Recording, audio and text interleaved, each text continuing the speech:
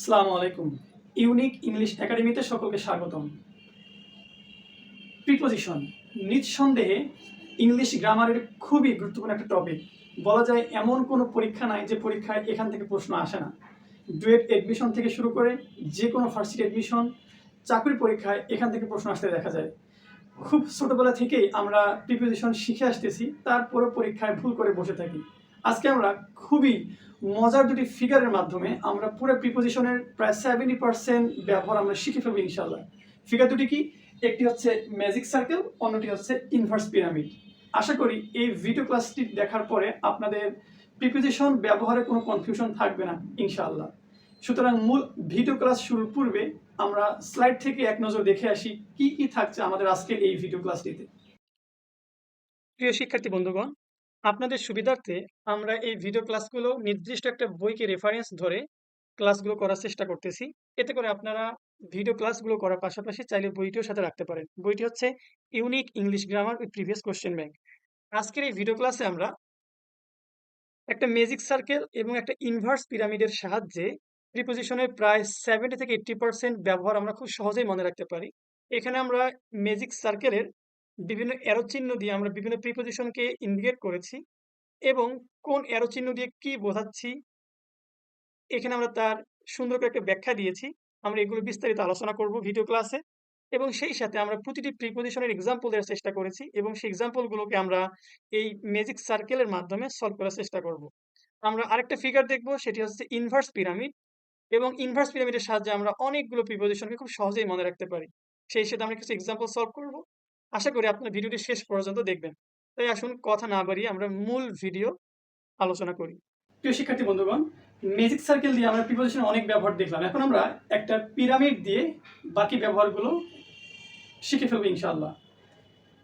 আমরা একটা পিরামিড অঙ্কন করেছি, যদি এটা পিরামিড নয়, এটা একটা আমরা বলতে পারি ইনভার্স পিরামিড, মানে উল্টা পিরামিড। এই পিরামিডটিকে আমরা 3টি ভাগে ভাগ করব।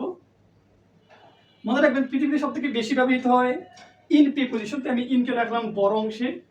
এরপর রাখবো আমি ছোট অংশে রাখতেছি আমি অন, সব থেকে ছোট অংশে রাখতেছি আমি এট। আমি এই পিরামিডের ডান দিকে ইন্ডিকেট করব লোকেশন আর বাম দিকে দেব আমি টাইম। পৃথিবীতে যেগুলো বড় বড় জায়গা আছে, হতে পারে সেটা শহর, হতে পারে উপশহর, অথবা সেটা কোনো দেশের নাম বা মহাদেশের নাম, সেই বড় বড় জায়গাগুলোকে আমি পিরামিডের বড় অংশের সাথে রাখবো। অর্থাৎ এই অংশে থাকবে কান্ট্রি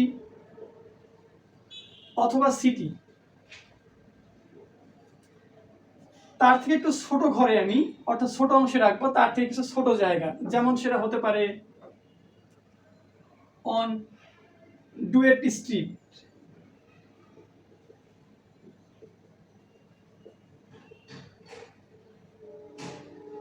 অন বিআইডিসি রোড। অর্থাৎ বড় অংশের থেকে তুলনামূলক ছোট অংশে রাখবো আমরা অন, সেজন্য আমি এই অংশগুলোকে রাখলাম ছোট ঘরের সাথে। আর সব থেকে ছোট অংশে থাকবে যেগুলো ছোট ছোট জায়গা, মানে স্পেসিফিক প্লেস, অর্থাৎ এই অংশে রাখবো আমরা স্পেসিফিক প্লেস। প্লেস সেটা কিরকম হতে পারে? যেমন হতে পারে অ্যাট স্কুল, অ্যাট স্টেশন, এরকম হতে পারে অ্যাট লাইব্রেরি। অর্থাৎ স্পেসিফিক জায়গাগুলোর পূর্বে আমরা ব্যবহার করব অ্যাট প্রিপোজিশন। এই জন্য আমরা এই অংশটাকে রাখলাম ছোট অংশের সঙ্গে। অন্যদিকে যেগুলো পৃথিবীতে বড় বড় সময় আছে, যেমন সেটা হতে পারে সেঞ্চুরি, হতে পারে ইয়ার, হতে পারে মান্থ, হতে পারে উইক, এই বড় বড় সময়গুলোকে আমি রাখলাম পিরামিডের বড় অংশের সঙ্গে। অর্থাৎ এগুলোর পূর্বে কি বসবে? ইন প্রিপোজিশন বসবে। সব থেকে মজার ব্যাপার হচ্ছে অন, যেটা দিয়ে কেবলমাত্র একদিন বোঝায় সেগুলোর পূর্বেই অন বসবে। সেটা হতে পারে উইকেন্ড। নর্মালি কিন্তু আমরা সপ্তাহে ছুটির দিন একদিনে পেয়ে থাকি। হতে পারে স্যাটারডে, সানডে, মানডে, বিভিন্ন বারের নামের পূর্বে অন বসবে। ঈদ ডে, কারণ ঈদ ডে কিন্তু একদিনই পালিত হয়।